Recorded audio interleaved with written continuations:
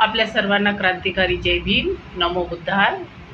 बुद्ध पौर्णिमा आता काही दिवसच बाकी आहे.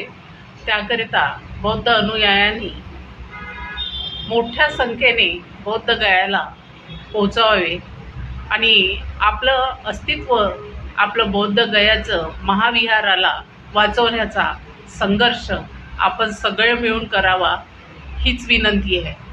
आणि आता नाही केले तर पुन्हा कधीही हा मौका येईल की नाही येईल याबद्दल शंकाच वाटते.